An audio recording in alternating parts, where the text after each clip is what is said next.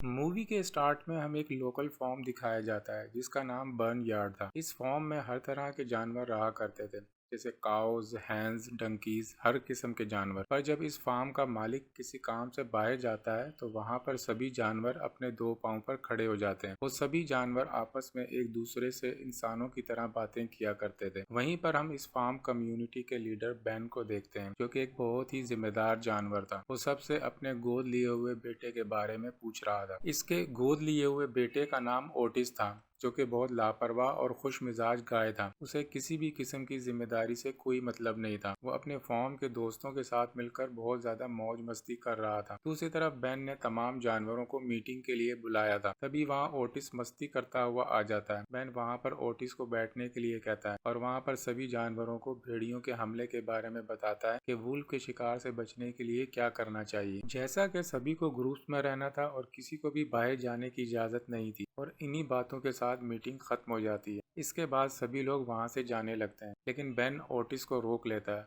और वो उसको दोबारा से वही उसूल समझाता है। लेकिन ओटिस कहता है, जब मैं यहाँ का लीडर बनूंगा तो किसी भी जानवर को अपनी हिफाजत की जरूरत नहीं होगी और वो सभी लोग अपनी हिफाजत खुद कर सकेंगे। ओटिस तमाम बातों को मजाक में उड़ाते हुए वहां से चला जाता है। डिस जब एक छोटे से चूजे के साथ खेल रहा था तो उसकी नजर एक प्रेग्नेंट काऊ पर पड़ती है जिसका नाम डेजी था, जो कुछ ही दिन पहले अपनी दोस्त के साथ इस फॉर्म में आई थी। ओटिस को डेजी बहुत ही प्यारी लगती है। वो खुद को उसके साथ अपना इंट्रोडक्शन करवाता है, लेकिन इसकी दोस्त उसे वहां से लेकर चली जाती है। उसी रात जब इस फॉर्म का मालिक सो जाता है तो बेन इसकी खबर सबको करता है। तभी वहां पर सभी जानवर जमा होते हैं और पार्टी करने लगते हैं। वहां पर इस पार्टी में डेजी और उसकी दोस्त भी आती हैं, लेकिन बेन इस पार्टी में नहीं आता क्योंकि वो सभी जानवरों की हिफाजत के लिए बाहर बैठा था। तभी वहां पर बेन के पास ओटिस भी आ जाता है। वो दोनों बैठकर बातें करते हैं। बेन उसको बताता है कि कैसे वो अपने बचपन में बिल्कुल अकेला था और कैसे उसने इसे गोद लिया था, और तब से अब तक वो उसकी और बाकी जानवरों की हिफाजत करता है। और साथ ही बेन ओटिस को ये भी बताता है कि वो उससे कितना प्यार करता है।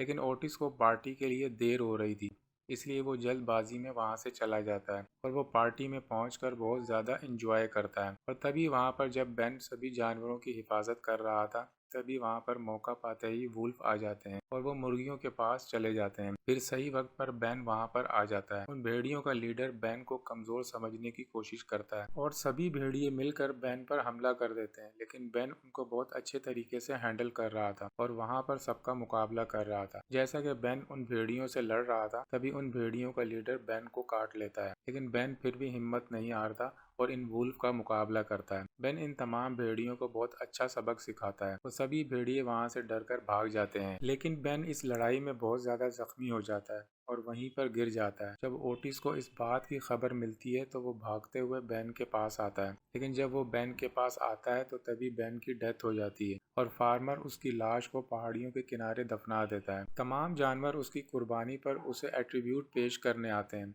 बेन के जाने के बाद ओटिस भी बहुत ज्यादा उदास हो गया था। अब बेन के बाद सभी जानवरों को अपने लीडर की जरूरत थी, क्योंकि बेन हमेशा से यही चाहता था कि उसके बाद ओटिस को यहाँ का इंचार्ज बना दिया जाए, और ऐसा ही होता है और सभी जानवर ओटिस को वहाँ का इंचार्ज बना देते हैं। लेकिन ओटिस ये जिम्मेदारी लेने के लिए तैयार नहीं था। तभी वहाँ पर फार्म का मालिक आ जाता है। वो सभी जानवरों को इस हाल में देखता है तो वो हैरान हो जाता है। फिर तभी ओटिस का दोस्त उसे लात मारकर बेहोश कर देता है। वो फार्म के मालिक को एक दरख्त के नीचे ले जाकर बिठा देते हैं और वो ऐसी सूरत हाल पैदा करते हैं जिससे वो ये समझे कि वो एक ख्वाब देख रहा था, और उनका ये आइडिया काम भी कर जाता है। इसके बाद ओटिस बाकी जानवरों को जिम्मेदारियां देकर वहां से चला जाता है। यहाँ पर रास्ते में उसे फार्म के 3 काउज मिलते हैं। उनकी नजर वहाँ पर 3 शरारती बच्चों पर पड़ती है जो उन काउज को परेशान कर रहे थे। ये देखकर वो सभी लोग ये फैसला करते हैं कि वो इन बच्चों को सबक सिखाएंगे। वो अपनी फार्म से कुछ दूर जाकर एक घर से एक कार को चुरा लेते हैं। वो इस कार में बैठकर उन बच्चों का पीछा करते हैं। जिस बच्चे ने उस काऊ को परेशान किया था, उस बच्चे के रूम में चले जाते हैं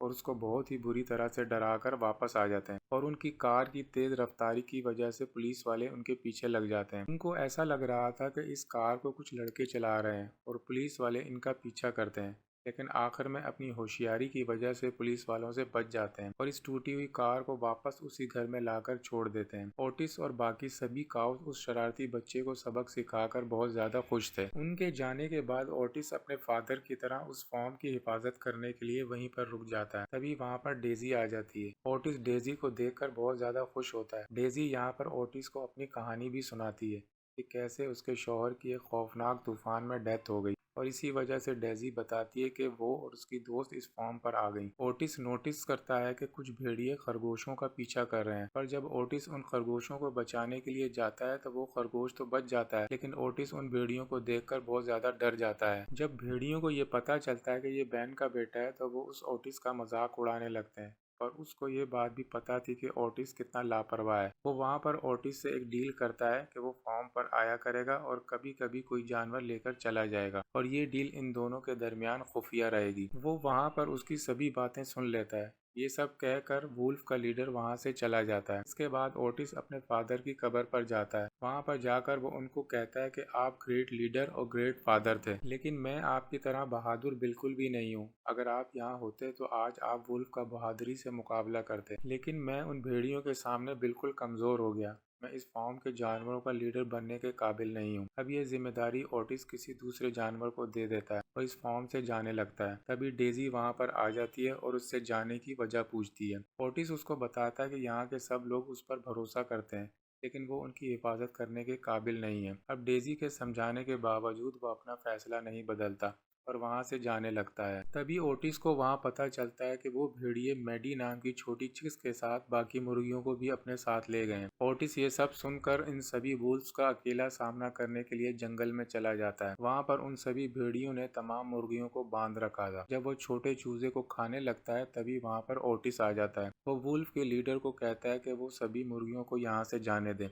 तभी वुल्फ का लीडर सभी वुल्फ्स को ये ऑर्डर देता है। वो सभी वुल्फ उस पर अटैक कर देते हैं। वहां पर वो वुल्फ का लीडर बैन की तरह ओटिस को भी काट लेता है। जब सभी वुल्फ्स मुर्गियों को खाने लगते हैं तो ओटिस अपने फादर की बात को याद करके खड़ा हो जाता है। तभी वो वहां पर देखता है कि उसके बाकी एनिमल फ्रेंड्स भी वहां पर आ गए हैं ओटिस का साथ देने के लिए। इस बात से ओटिस को बहुत ज्यादा हौसला मिलता है। ओटिस वहां पर कॉल करके अपने छोटे दोस्तों को भी बुला लेता है। अब सभी वुल्फ वहां पर सभी जानवरों को देखकर कमजोर पड़ जाते हैं। एक वक्त ऐसा आता है कि भेड़ियों का लीडर पीछे से ओटिस पर हमला करने लगता है, लेकिन सही वक्त पर ओटिस को पता चल जाता है और वो उसको पकड़ लेता है और वो लीडर को वार्न करता है कि वो दोबारा उनके फॉर्म पर नहीं आएगा और इस तरह वो अपने फादर की मौत का बदला भी ले लेता है। जब वो सभी मुर्गियों को बचाकर वापस लौट रहे थे तब उसको पता चलता है कि इतना टाइम हो गया है और मुझे तो डेजी के बारे में पता ही नहीं है। अब वो डेजी के पास टाइम से पहुंचने के लिए एक जगह से बाइक्स को चुरा लेते हैं। वो बाइक्स पर बैठकर जल्दी से फॉर्म पर पहुंच जाते हैं। वहां पर जाकर वो देखते हैं कि डेजी के यहाँ एक काफ की बर्थ हुई थी और वो अपने बेटे का नाम बेन रखती है। ओटिस को भी ये बात बहुत ज्यादा अच्छी लगती है। वो अब सबके कहने पर वहीं रुक जाता है। वो ये फैसला करता है कि वो अपने फादर की तरह इस फॉर्म में रहकर वहाँ के तमाम जानवरों की हिफाजत करेगा और सभी जानवर उसकी इस बात पर बहुत ज्यादा खुश होते हैं। और इसी के साथ ये मूवी यहीं पर एंड हो जाती है।